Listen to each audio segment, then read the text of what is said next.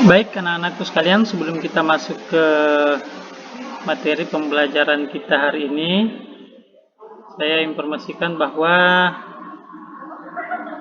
persiapan yang perlu kalian siapkan di rumah, yang pertama adalah mohon menyiapkan buku catatan. Ya, buku catatan ini gunanya untuk mencatat hal-hal penting dari penjelasan yang akan saya jelaskan nanti. Ingat Ananda, buku catatan yang kalian miliki cukup satu saja ya. Jadi tidak usah dipisahkan antara buku catatan dengan buku tugas. Digabungkan saja untuk memudahkan. Kemudian saya berharap kalian menyimak video ini sampai selesai sehingga kalian bisa memahami dengan baik materi yang kita bahas. Dan jika berkenan, jangan lupa menyukai, kemudian membagikan dan mensubscribe channel saya. Ya. Mudah-mudahan channel yang saya buat ini bisa bermanfaat bukan hanya antara saya dengan Anda, tapi juga bisa ditonton oleh orang-orang yang lain. Nah, kita lanjutkan.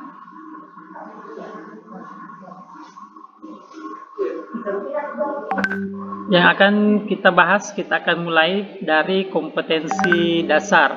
Ya.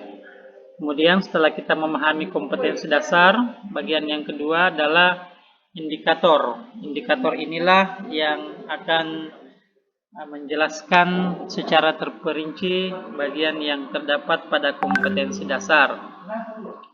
Kemudian setelah itu Ananda, maka ada materi. Insya Allah sebentar per indikator akan kita bahas materinya. Dan bagian yang terakhir sesudah materi pasti ada penugasan. Karena penugasan inilah yang akan mengecek bagaimana pemahaman kalian terhadap materi yang sudah kita bahas. Ya. Jika penugasan bisa kalian jawab dengan baik, berarti itu menandakan bahwa kalian sudah paham dengan materi. Dan ketika materi kalian pahami, maka seluruh indikator yang kita bahas sudah selesai dan pastinya akan berujung pada pemahaman kompetensi dasar. Ya, baik, insya Allah kita lanjutkan. Nah, KD yang pertama adalah mengidentifikasi teks laporan hasil observasi yang dipresentasikan dengan lisan dan tulis. Ya, silakan dicatat di buku catatannya. Kemudian dari kompetensi dasar ini melahirkan 3 indikator.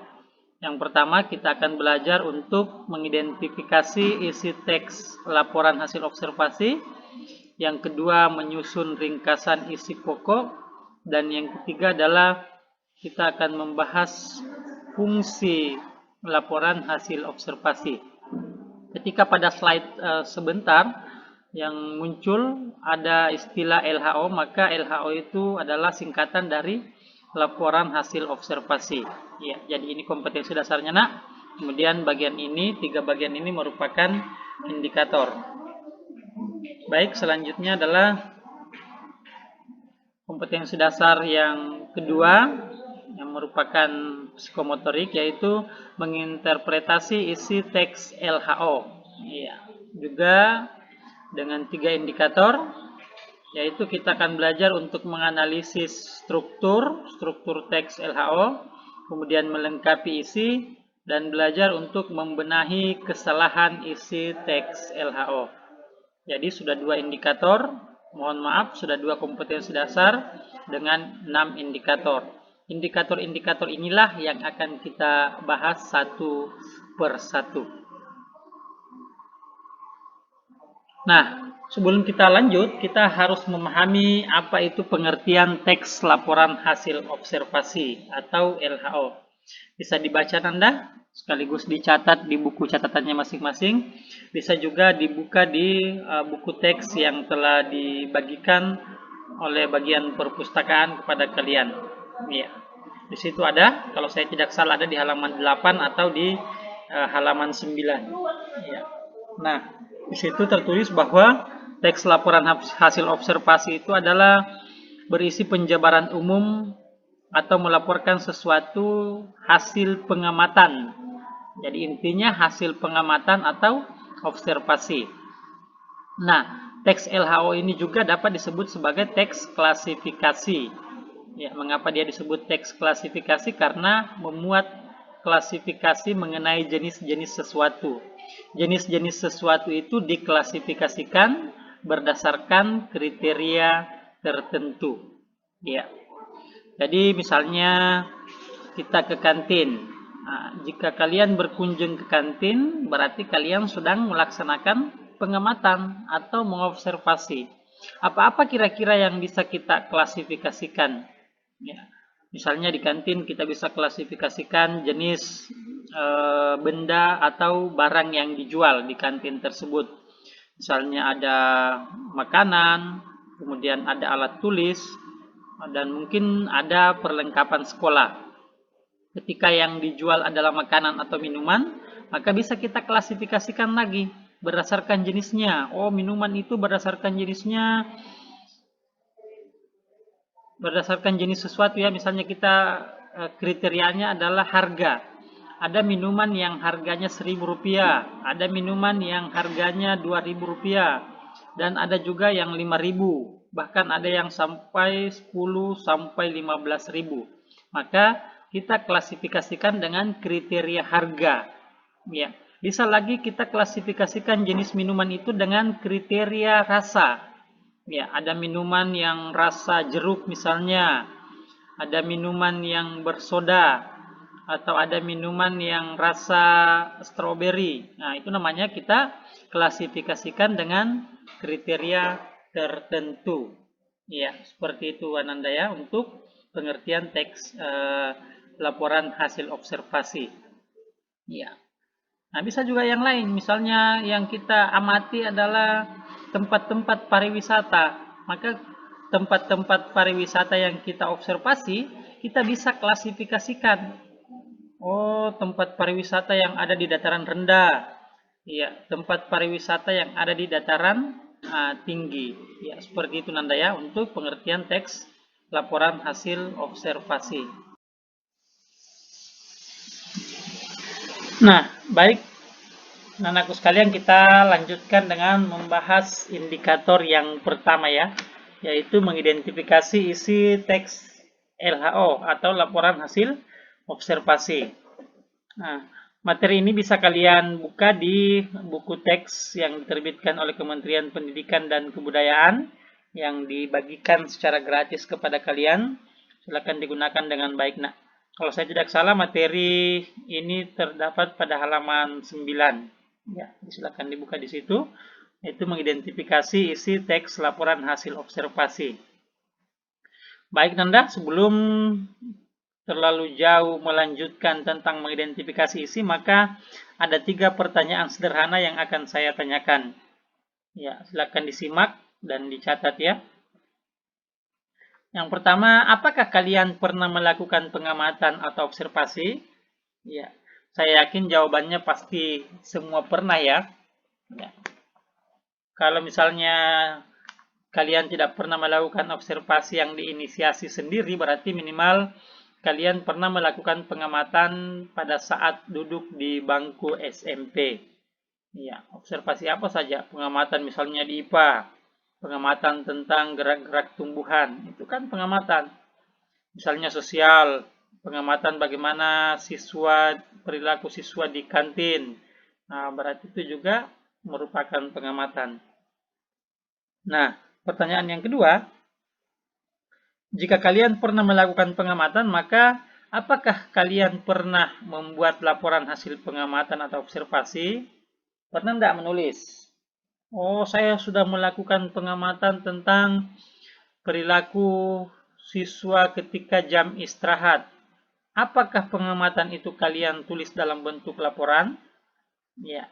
Kalau ya, berarti kalian sudah berada pada level yang kedua.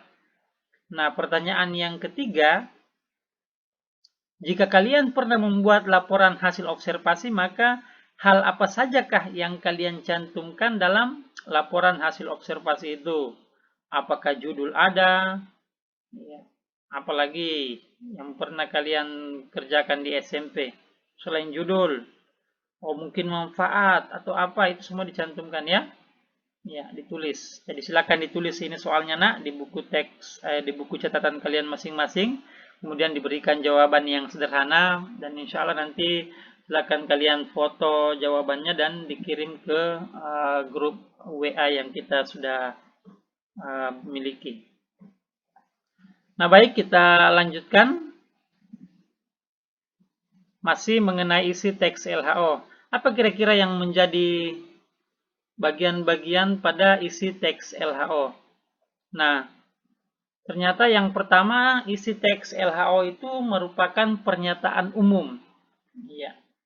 Jadi mungkin di bagian-bagian awal ada pengertian. Nah, berarti pengertian itu masih merupakan pernyataan yang bersifat umum.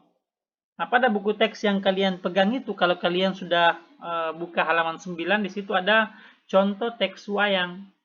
Maka kalau saya tidak salah, pada bagian awal itu dijelaskan di situ wayang itu apa. Kemudian wayang mulai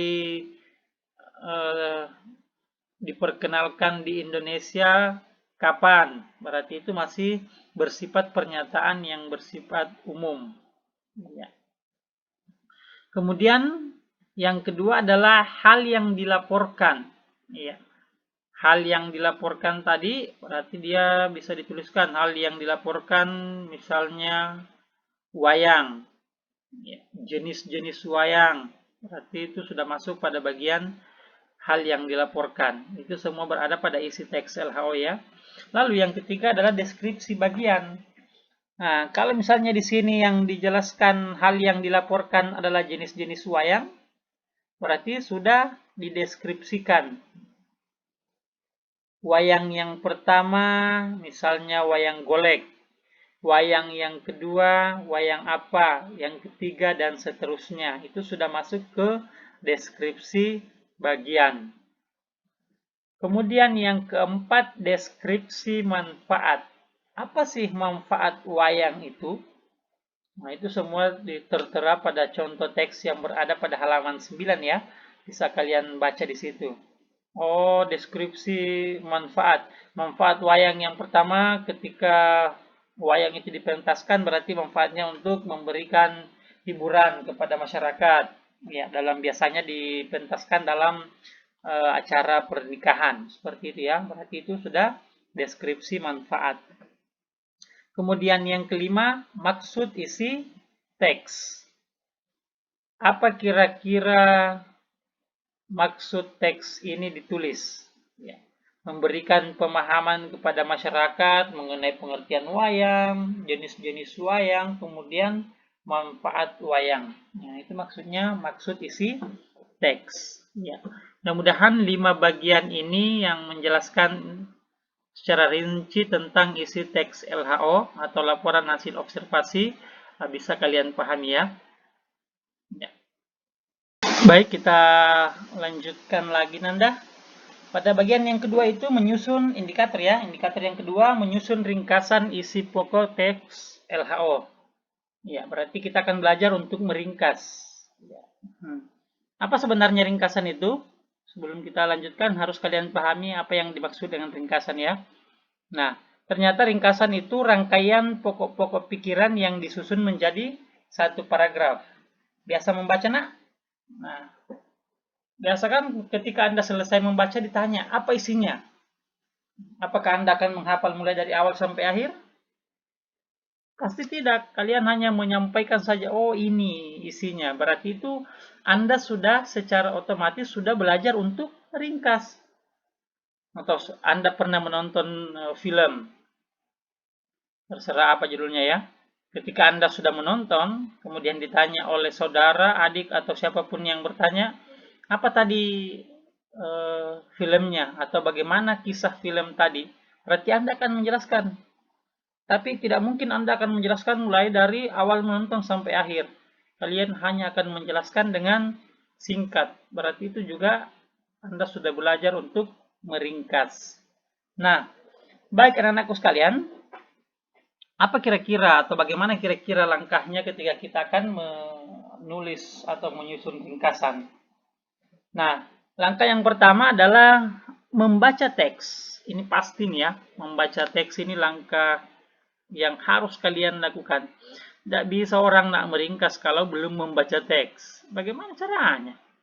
Ya, jadi selesaikan dulu teksnya Anda baca mulai dari awal sampai akhir. Teks apa saja ya, yang akan diringkas ya. Kemudian sesudah Anda selesai membaca teks, maka kalian diharapkan belajar untuk menemukan kalimat utama. Setiap paragraf pada teks yang kalian baca pasti memiliki satu kalimat utama. Nah, kalimat utama itu biasanya mengandung pokok-pokok isi. Ya. Jadi boleh saja ketika ditanya apa pokok isinya pada paragraf yang pertama, boleh saja Anda langsung membaca kalimat utamanya. Atau bisa juga ketika ditanya pokok-pokok isi, berarti Anda mengubah teksnya, tetapi maksudnya sama saja dengan yang tertera pada kalimat utama. Jadi seperti itu ya. Ya, jadi pokok-pokok isi itu biasanya terdapat pada kalimat utama. Kalimatnya bisa saja persis sama, bisa juga berbeda, tetapi esensi, makna, atau isinya sama. Lalu, langkah yang keempat, kita sudah membaca teks dari awal sampai akhir, sudah selesai. Kita sudah berhasil menemukan kalimat utama. Kalimat utama itu mengandung pokok-pokok isi. Maka kita sudah mulai untuk menyusun ringkasan dengan menggunakan konjungsi yang tepat. Apa itu konjungsi? Iya, konjungsi atau kata penghubung. Ya. Misalnya Anda akan menggabungkan dua kata, berarti gunakan kata penghubung dan. Ya. Saya dan Anda sedang belajar, berarti itu dan sebagai konjungsi.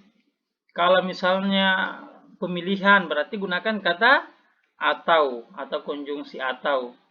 Ya. Apakah Anda akan tetap tinggal di ruangan ini atau ikut denganku ke kantin? Berarti pilihan konjungsinya di situ ya. Ya. Nah. Oke, Nanda, ada 4 langkahnya ini. Baca teksnya, temukan kalimat utama, temukan pokok-pokok isi, lalu kita belajar untuk menyusun. Ya.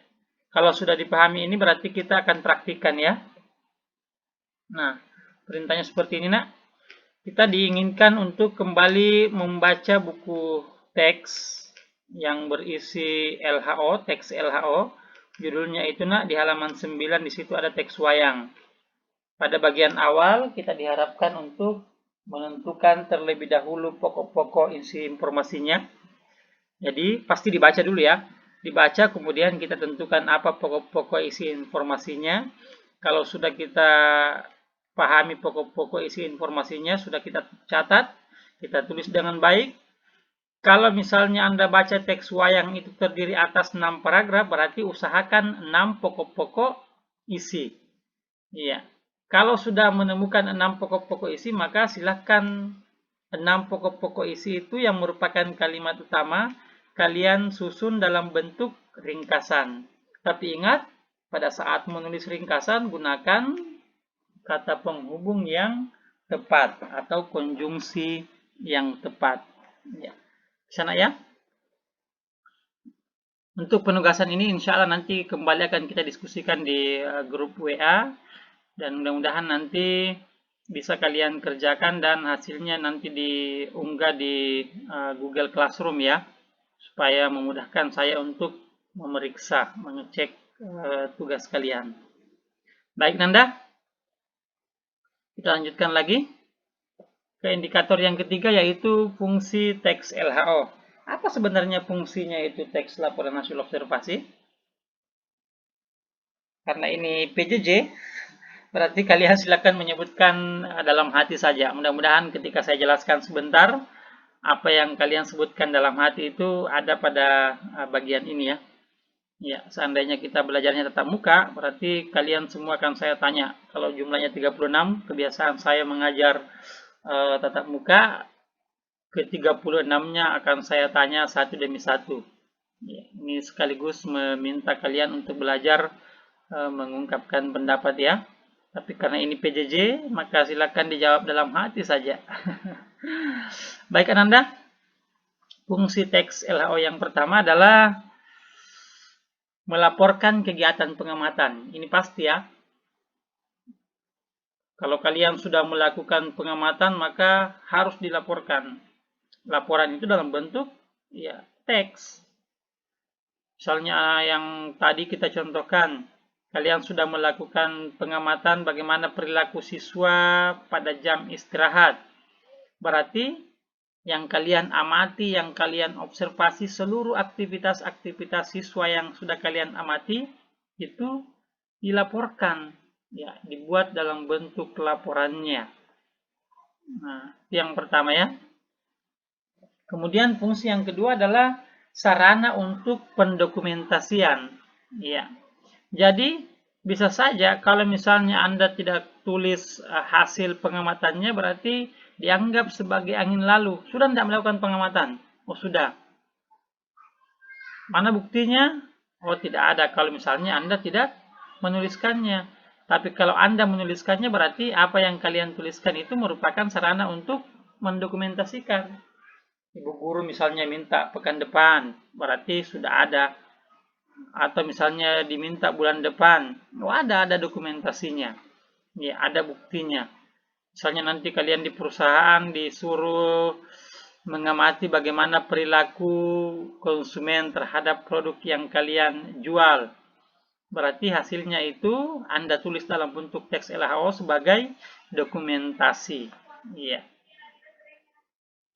Kemudian yang ketiga adalah menjelaskan dasar penyusunan kebijakan. Nah, misalnya ini ketika pemerintah akan menyusun kebijakan, maka sebelum menyusun kebijakan, mereka wajib melakukan observasi atau pengamatan. Nah, kalau kita contohkan yang kebijakan yang ada di masyarakat akhir-akhir ini, misalnya PSBB, ya, pembatasan sosial skala besar ya. Nah, sebelum pemerintah mengambil kebijakan seperti itu, maka dia harus mengamati dulu apa pekerjaan masyarakat, apa kira-kira yang terjadi di dalam masyarakat ketika PSBB ini diterapkan, ya, apa akibatnya. Nah, semua itu diamati dulu kira-kira apa yang akan terjadi. Nah, setelah hasil pengamatan itu selesai, maka pemerintah melakukan diskusi untuk menyusun sebuah kebijakan. Oh, ketika PSBB ini diterapkan, maka kita harus membagi sembako kepada masyarakat yang misalnya terdampak secara langsung dengan PSBB ini, karena dia kehilangan pekerjaan.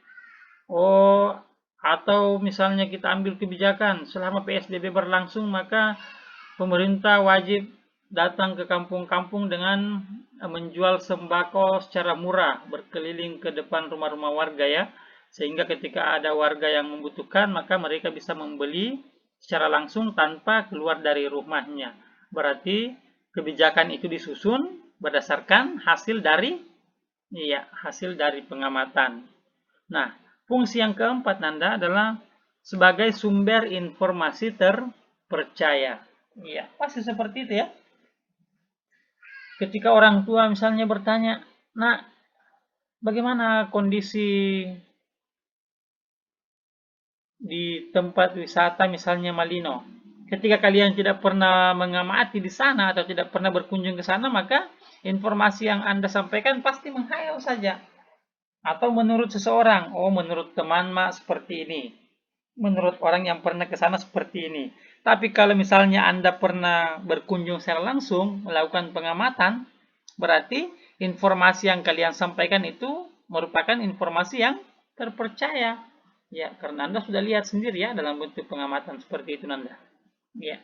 4 fungsi teks LHO ini mudah-mudahan kalian bisa pahami dan bisa kita tentukan ketika ada teks LHO yang kita baca, dia masuk pada fungsi yang mana. Ya, sesuai dengan contoh-contoh yang sudah saya jelaskan tadi Nanda ya. Oke, kita lanjutkan lagi nak. Kita masuk ke bagian selanjutnya yaitu struktur teks LHO. Ada berapa kira-kira strukturnya? Nah, kita langsung saja bahas. Yang pertama adalah deskripsi umum. Deskripsi umum ini menggambarkan objek secara umum. Tadi saya contohkan pada teks wayang, misalnya pengertian wayang. Berarti itu masih deskripsi yang bersifat umum. Sejak kapan wayang muncul di Indonesia? Masih bersifat umum. Ya. Sesudah penggambaran objek yang bersifat umum, maka struktur yang kedua adalah deskripsi bagian, penjelasan aspek dalam objek. Tadi wayang sudah dijelaskan secara umum, maka deskripsi bagian ini misalnya jenis-jenis wayang, berarti sudah deskripsi bagian. Ya. Sesudah mendeskripsikan lebih khusus seperti itu, maka muncullah yang ketiga, strukturnya itu deskripsi manfaat. Apa kira-kira manfaat wayang itu? Berarti dia menjelaskan tentang kegunaan dari pemaparan tema sebelumnya. Ya, tema sebelumnya yang sesuai dengan yang dibahas tadi ya. Misalnya kalau dia wayang, apa manfaatnya? Ya. Boleh saja juga yang sederhana kalian melakukan observasi di kantin. Oh, saya mau melakukan observasi tentang jenis minuman yang ada di kantin. Berarti itu mendeskripsikan secara umum. Ya. Kemudian minuman misalnya ada Anda klasifikasikan berdasarkan harga, ada yang harganya 5.000, ada yang harganya 1.000, ada yang 2.000, ada yang sampai 10.000, berarti Anda sudah mendeskripsikan secara khusus. Ya, kemudian yang terakhir adalah deskripsi manfaat. Ini ya untuk strukturnya. Bisa dipahami? Oke deh, sekali lagi kalau ada yang kurang jelas nak, silakan didiskusikan melalui grup WA ya, supaya interaksi ini ada. Ini hanya saya rekam hanya untuk menjadi panduan kepada Anda, supaya kalian bisa menonton setiap saat.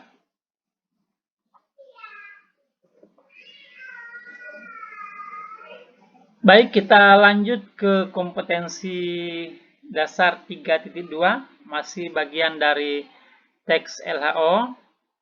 Kita akan belajar untuk menganalisis isi dan aspek kebahasaan.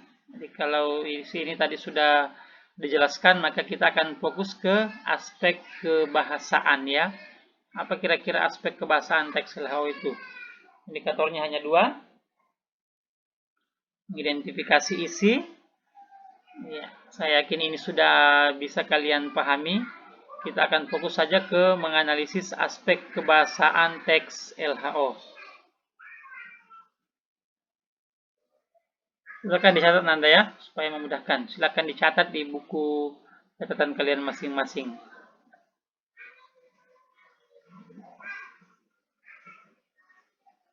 Kemudian untuk kompetensi dasar psikomotoriknya, ya, kita diminta untuk menulis ya.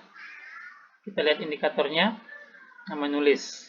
Jadi yang pertama kita diminta untuk menentukan topik, kemudian melakukan observasi, kemudian yang terakhir menulis teks LHO dengan memperhatikan isi dan aspek kebahasaan. Jadi bagian yang terakhir nantinya kita diharapkan mampu untuk menulis teks LHO. Ya. Baik, kita akan bahas lagi nak. Nah ini dulu yang kita bahas, aspek kebahasaan teks LHO. Ya. Yang pertama adalah verba, kemudian yang kedua ada nomina, kemudian aspek yang ketiga yaitu afiksasi, kemudian ada kalimat definisi, ada kalimat simpleks, dan yang terakhir adalah kalimat kompleks. Apa itu verba? Nah, secara umum verba itu adalah kata kerja. Jadi dalam teks LHO itu banyak menggunakan kata kerja. Contoh kata kerja ya seperti bermain, ya, berlari, ya. Nah, itu contoh kata kerja ya. Jadi teks LHO banyak menggunakan kata kerja atau verba. Temannya kata kerja adalah kata benda. Kata benda inilah yang istilah lainnya adalah nomina. Misalnya tadi wayang. Wayang itu adalah kata benda. Ya, berarti dalam teks LHO itu banyak digunakan juga kata benda. Kemudian afiksasi.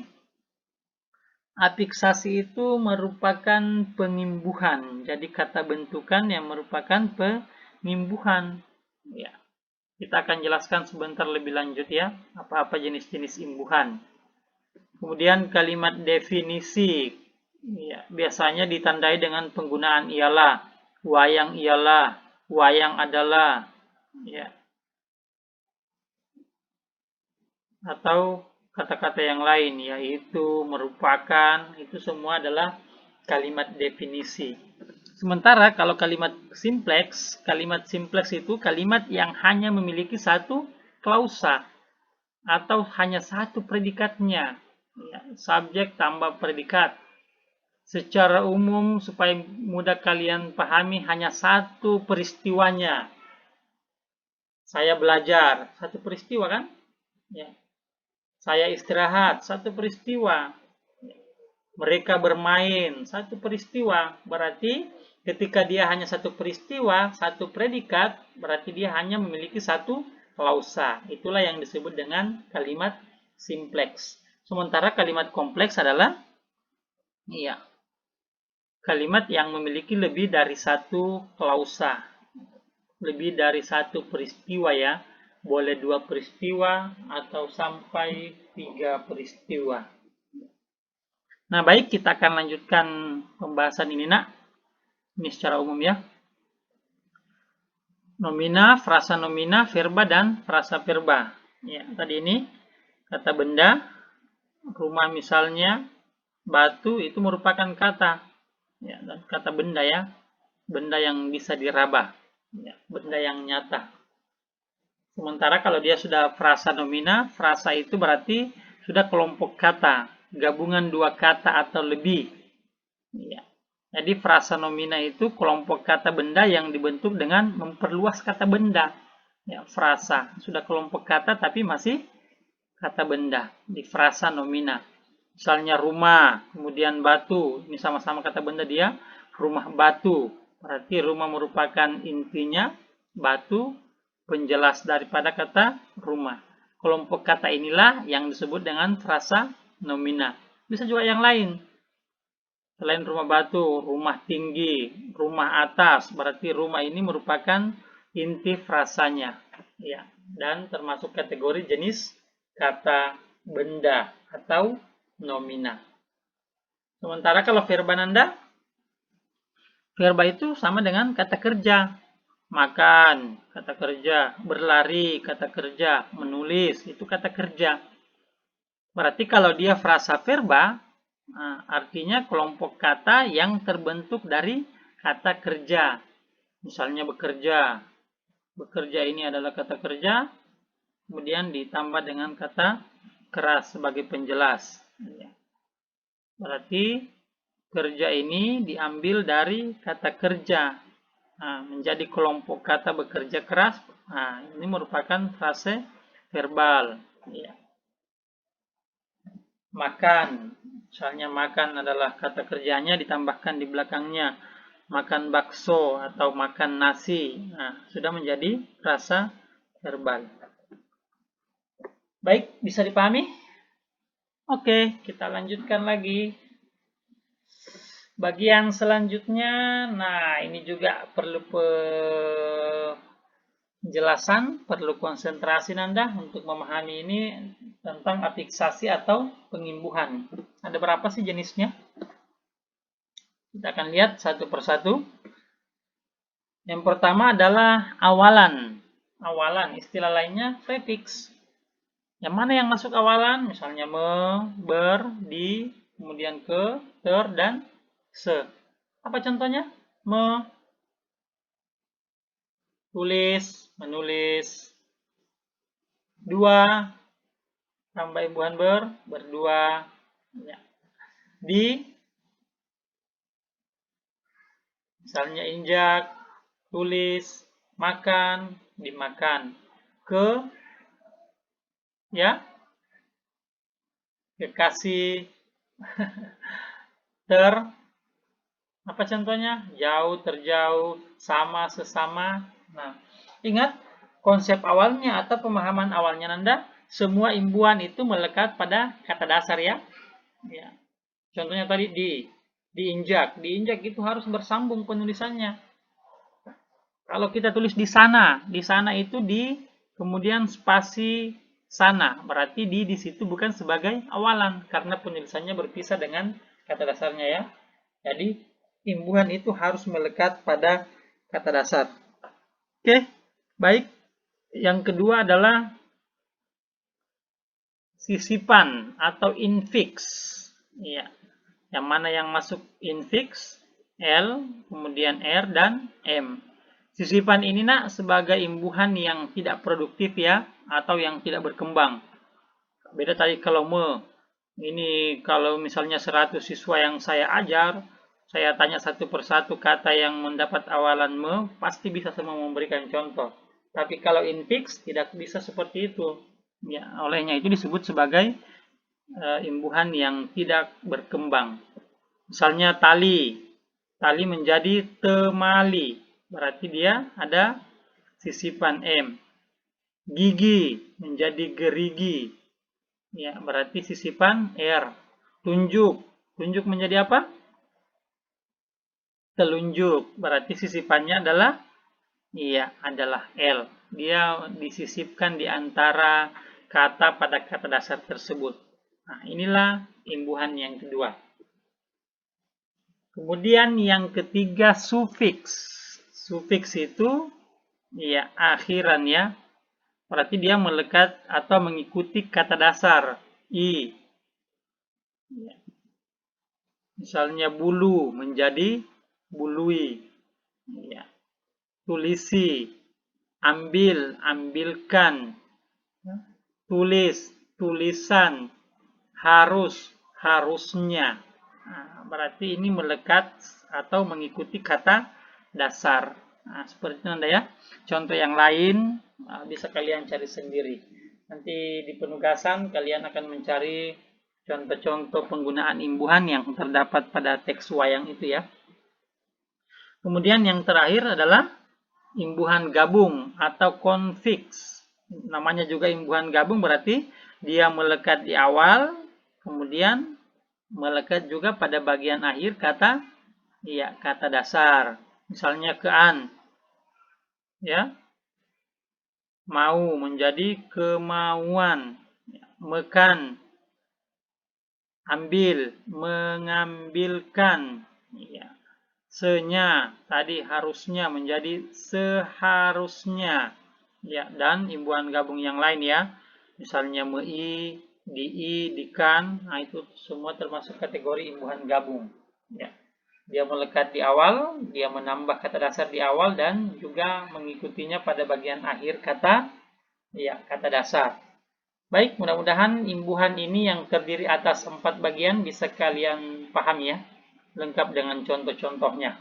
Ya, nanti kita praktiknya ini kita akan menganalisis pada teks. Ya, dengan mudah kita akan temukan ya.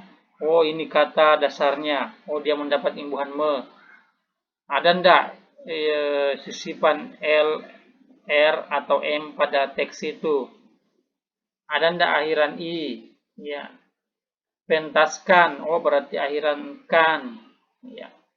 Lukisan, oh berarti akhiran an. Ya. Atau dia contohnya adalah imbuhan gabung. Seharusnya wayang menjadi budaya Indonesia yang dikenal oleh dunia. Berarti di situ ada imbuhan gabung setnya. Ya. Baik nak, mudah-mudahan dipahami. Kita lanjutkan lagi ke bagian berikutnya. Yaitu kalimat definisi dan kalimat deskripsi. Kalimat definisi itu yang memberikan penjelasan umum tentang suatu benda. Boleh juga dia hal atau aktivitas. Contohnya,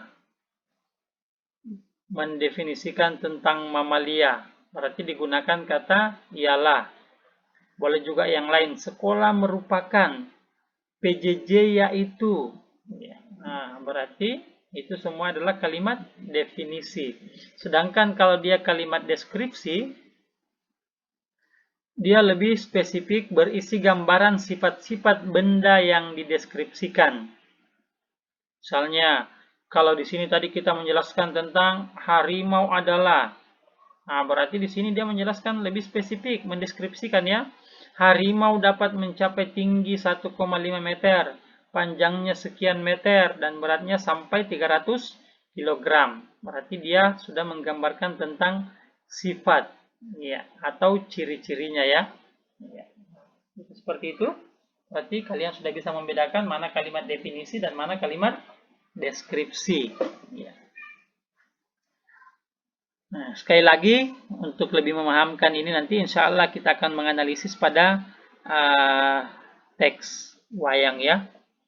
Mudah-mudahan nanti kalau kalian punya kuota yang cukup, kita akan menggunakan forum di Facebook, Messenger, atau Zoom.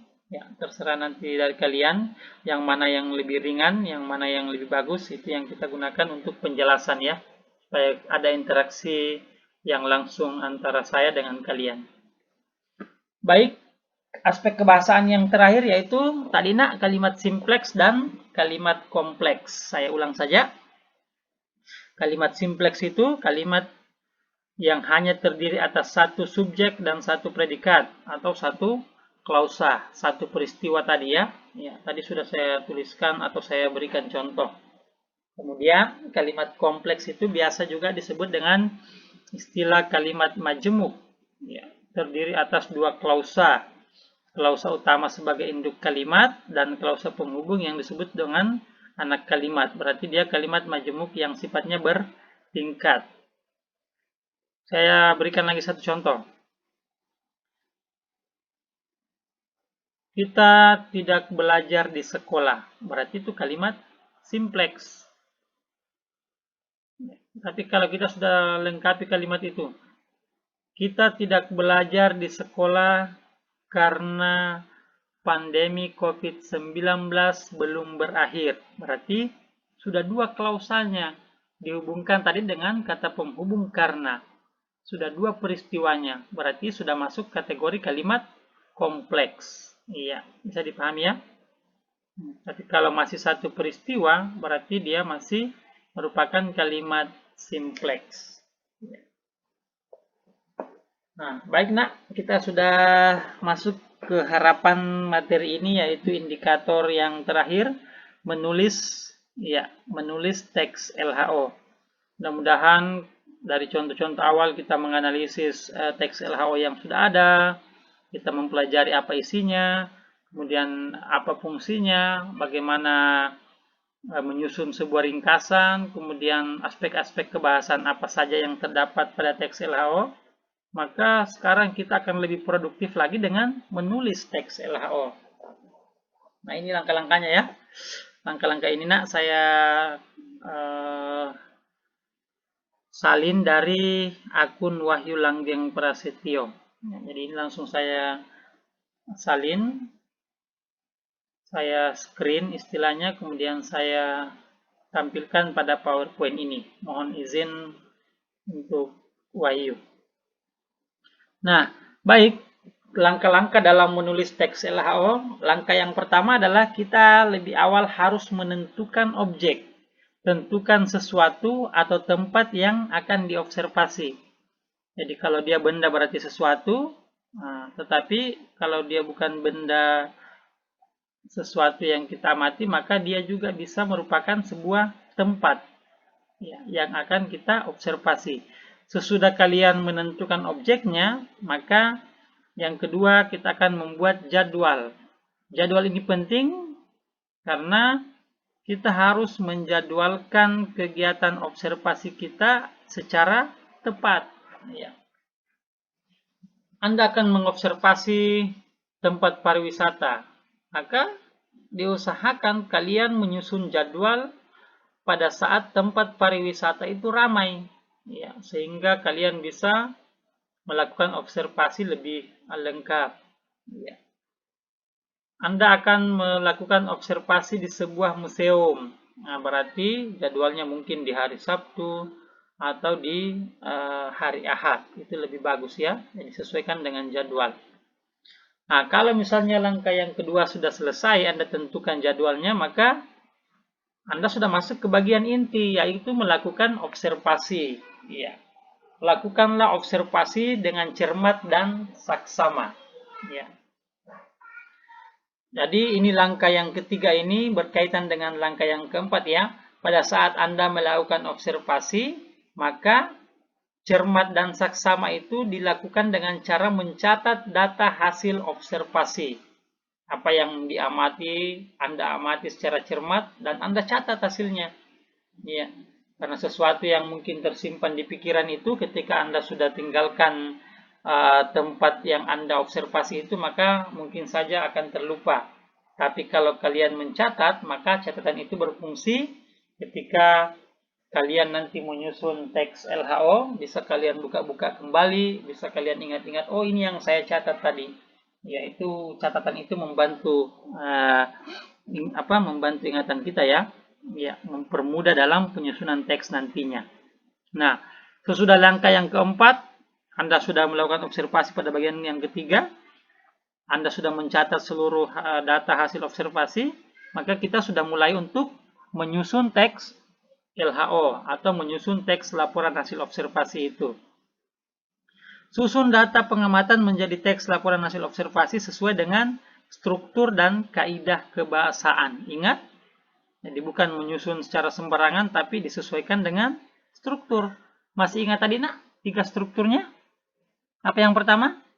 Oke, deskripsi umum. Apa yang terakhir? Saya mendengar dari sini suara hati kalian. Oke, deskripsi manfaat. Ya, kemudian gunakan aspek kebahasaan yang sudah kita bahas tadi ya. Dengan baik ketika dia membutuhkan imbuhan, maka gunakanlah imbuhan pada kata tersebut. Ya. Pasti lebih banyak kata benda dan kata kerja. Begitu ya.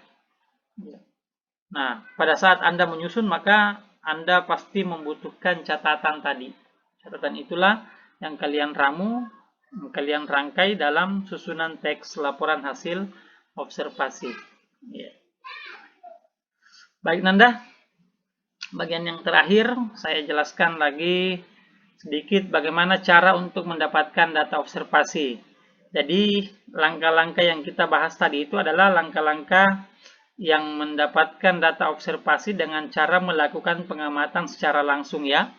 Ya, kita mendatangi objek atau mendatangkan objek. Jadi bisa saja ketika dia benda misalnya akan kita mau observasi bisa didatangkan. Tapi kalau misalnya tadi seperti tempat wisata, berarti itu harus didatangi. Ya. Jadi kita melakukan pengamatan secara langsung. Kalau misalnya Anda tidak melakukan pengamatan secara langsung, maka bisa juga dilakukan dengan cara wawancara. Atau wawancara ini bisa juga memperkuat pengamatan langsung. Misalnya kita mengunjungi museum, kita catat apa-apa yang ada di museum, bagaimana bentuknya, benda-benda apa yang ada di dalam. Nah, selain itu kita bisa melakukan wawancara kepada ahlinya atau kepada penjaga museum misalnya. Ya. Semua hal untuk meyakinkan kita ya. Oh, kita sudah amati benda-benda ini yang ada. Bisa ditanyakan lagi kepada penjaga museum. Tadi saya lihat Pak, benda ini ada di lantai 1, benda ini ada di lantai 2. Mengapa penempatannya seperti itu? Berarti itu Anda melakukan wawancara. Nah, selain wawancara, bisa juga dengan kajian pustaka. Nah, ini juga untuk menambah ya. Pengamatan langsung sudah dilakukan, wawancara sudah selesai juga Anda lakukan, tapi masih ada informasi yang kalian butuhkan, yang kalian tidak temukan pada saat pengamatan, dan juga tidak Anda lakukan wawancara, berarti dilengkapi dengan kajian pustaka. Misalnya Anda cari dari buku, oh saya temukan buku yang membahas Museum Lagaligo, ya misalnya ya. Ya, atau museum apa di tempat-tempat tinggal kalian atau di daerah kalian. Nah, berarti informasi itu didapatkan dengan cara membaca buku. Nah, itu namanya kajian pustaka. Dengan cara membaca majalah ya, tentang harimau tadi.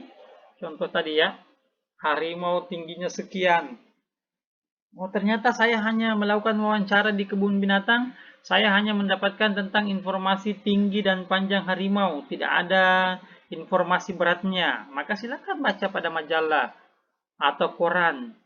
Nah, kalau misalnya Anda tidak temukan pada buku, tidak juga temukan pada majalah atau koran, maka pasti jalan yang terakhir yang saya yakin semua ada di sana adalah ya internet. Gitu ya. Apa saja yang Anda klik atau yang Anda ketik di internet itu pasti ada jawabannya. Ya, tinggal Anda pilih mana jawaban yang tepat dan mana jawaban yang asal-asalan saja. Tapi ingat Anda, ketika sumber itu Anda ambil dari buku, majalah, koran atau internet, maka pada saat Anda tuliskan teks itu atau apa saja di dalam laporan hasil observasi kalian, maka pastikan kalian menuliskan ya sumbernya. Ya, ini saya contohkan ya. Ini saya copy dari, saya salin dari YouTube orang lain, berarti saya tulis di sini. Disalin dari akun Wahyu Langgeng Prasetyo.